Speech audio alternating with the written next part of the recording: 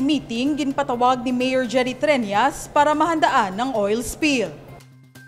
Nagapanawagan si Mayor Jerry Trias sa tanan nga mga government agency sa Western Visayas, ilabi na ang Iloilo City Government nga maghugpong para mahandaan ang posible nga epekto sang oil spill kasunod sang oil leak sa naglugda nga motor tanker ang Princess Empress sa kadagatan sang Naijan Oriental, Mindoro. Nagmando na si Mayor Trias sa Iloilo City Disaster Risk Reduction and Management Office o kung CDRRMO nga maghatag sang assistance nga kinahanglanon sa mga LGUs nga maapektuhan. Kahapon, nagpatawag sang emergency multi-agency meeting ang alkalde para masiguro nga nakahanda ang mga resources sang lokal nga panguluhan kaupod sa nagkalain-lain nga government agencies. Una gid nga ginmando ni Trias amo ang paghatag sang personal protective equipment o kon PPEs para sa Philippine Coast Guard para sa ila pagahimuon nga coastal cleanup. Nahibaluan, base sa inisyal nga report sang PCG, ang oil leak gikan sa MT Princess Empress ang nakalabot na sa mga baybayon sakop sang probinsya sang Antique. Nagpakig-angot na si Mayor Jerry Trias kay Environment Secretary Tony Yulo Loizaga